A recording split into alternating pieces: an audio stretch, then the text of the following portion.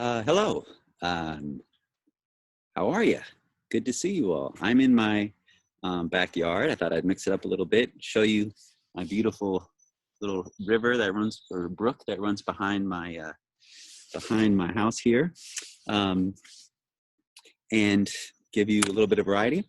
I don't have the tech savvy that Michael does to have all kinds of cool images, kind of flashing in and out of my lecture. So, but I'm just gonna use what the good Lord provided with this beautiful nature behind us. I hope that'll be good enough. So first, I just really want to celebrate Michael and his video that he made. It was so great and so much fun to watch, and really got me excited about teaching and wanting to teach Shakespeare again. One thing I want to add, and I've shared this in class, but I do want to speak to it here again around teaching Shakespeare, is the importance of having a routine for how you're going to approach the text. And so one of the things that I always did with my students that seemed to work, and it's by no means perfect, but it worked for my students. I would ask them the night before to, like, if I knew the scene that we were going to focus on the next day, let's say we're doing Hamlet, and the next day we're going to read the scene in which Shakespeare, or where Hamlet confronts the mother and stabs Polonius behind the curtain. So I might have them like review the scene the night before, okay?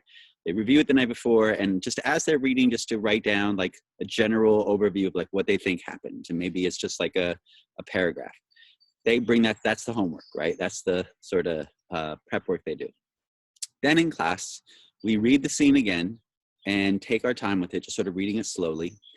Then we talk about if we were playing character, and that's something we might do as a whole group, like read it as a class and maybe read it to ourselves, or I might read it out loud and have them read along with me. Then we assign parts, and I ask each person to spend about 10 minutes or so with their part they're playing. And I might have, like, let's say I've got a class of 15 students, I might have like 5 students are Polonius, 5 of you are Hamlet, 5 of you are the mom, whose name I can't recall right now. And have them go through and sort of try to write a little bit in terms of what is the character saying, maybe try to put it in their own words, maybe write down some emotions, scared, angry, intimidating, those kinds of adjectives, so that they have some sense of how it would be acted. Then we read it again, and we all read different parts. And now we're sort of putting the play up on its feet. Maybe I have them stand up in front of the room, or we sort of sit in a circle and we kind of read it with a lot of energy. And of course, I try to model that for them. And then if I still feel like we didn't get it, then I'll show them the scene from the movie. Usually I use like Kenneth Branagh's versions, because his are pretty true to the text, which is why his movies are so damn long. But if you give you that chance to see it, really by the end of all that, everyone's going to understand that scene is about, and we can discuss it and talk about Hamlet's whole Oedipal complex issues, and all kinds of interesting discussions can come out of that. So just wanted to add that to that. So the model of having them read it on their own, reading it as a class and marking it up, and then trying to kind of perform it would be sort of the 3 steps. I wouldn't do that, by the way, for the entire Shakespeare play, but what I might do is think, well, what are the scenes that are the most important throughout the play? Maybe there's in a Shakespeare play, you want to think about, maybe there's like 5 or 6 scenes over the course of a whole play. I also might, in the interest of time, we might do that for the key scenes, and then for the other scenes, just watch the video of it being performed, and maybe read along in our books as we're watching it, or I have them read it the night before and then just watch the scene and discuss it.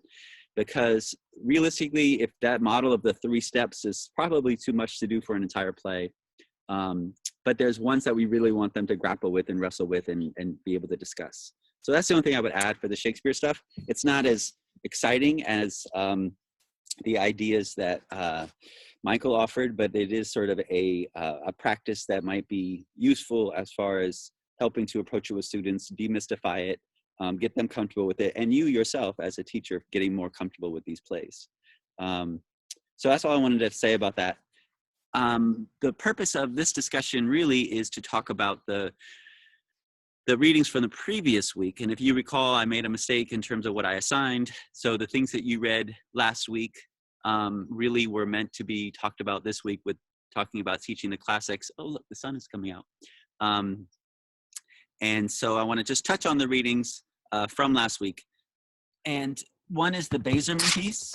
And the Bazerman piece is it's kind of a classic piece about the conversation between reading and writing. It's pretty theoretical piece. It's not the easiest read, but it's something that I would recommend that you take a look at and just think through, because it kind of, I think it provides the foundation for much of what both Burke and Gallagher recommend in terms of teaching writing, using mentor texts, thinking about writing and reading as a conversation with each other. So I'm just gonna bring up the other screen with the Bazerman. Let's see. And you'll notice a few things. So pretty much the meat of this piece sort of starts towards the bottom of the first page. He talks about, you may begin to understand those various ways and different levels of activity Breton refers to if we consider each piece of writing as a contribution to an ongoing written conversation. Conversation requires absorption of what prior speakers have said, consideration of how earlier comments relate to the responder's thoughts, and a response framed to the situation and the reader's purposes. Until a final statement is made or participants disengage themselves, the process of responses continues. The immediacy of spoken conversation does, I must admit, differ significantly from the reflectiveness of written conversation, but the differences more illuminate the special character of writing than diminish the force of the model. He goes on to break down sort of each stage, and later on in the document says the conversational model points up the fact that writing occurs within the context of previous writing and advances the total sum of the discourse. Earlier comments provide subjects at issue, factual content, ideas to work with, and models of discourse appropriate to the subject. Later comments build on what came before and may therefore go farther. Later comments also define themselves against the earlier, even as they dispute particulars, redefine issues, add new material, otherwise shift the discussion.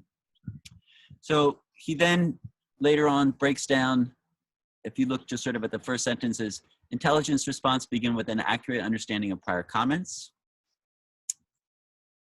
The next stage, reacting to reading, gives students a sense of their own opinions and identity defined against the reading material. Developing reactions leads to a more formal evaluation of reading, measuring what a book or article actually accomplishes compared to its apparent ambitions. Students can then begin to define those issues they wish to pursue and to develop informed views on those issues. I want to just go back. I think sometimes in English classrooms, we tend to skip the first step, which, if you recall, states, intelligent response begin with an accurate understanding of prior comments. And by that I mean, often students are quick to give their opinions about pieces, share their analysis, do a critical read, hate on the author perhaps, but sometimes they do so without having spent the time really trying to develop an accurate understanding of prior comments or an accurate comprehension of what it is that they read. And it's really important that we as teachers sort of slow them down and make sure that they really do get a clear sense of what it is that they're reading, to try to, as much as possible, be objective in really trying to capture what the author is saying, to not bring our own bias into it as much as we can for the first read. And once we feel like we've got a clear sense of, okay, this is what the reading says, then we can bring in some of those other pieces. And I think that that's a good habit for students to develop in terms of how they read the word and the world, as Paulo Freire talks about. Okay, I'm gonna stop this because I want this to be shorter. And I'm gonna do another video in which I will go inside because it's getting cold out here. And I will speak just to the Gallagher and to the Burke piece. And just a reminder, that this week, all we're doing is sharing our responses to these readings, and watching the piece by Michael that he did a great job on. And I will later today post some questions for discussion on Blackboard. And then so tomorrow during class time, you want to make sure you watch the videos, read these materials, and then during class time participate in an online discussion. And we'll try to sort of be there at the same time, so we can sort of see what other people are saying. Okay, next video coming up soon.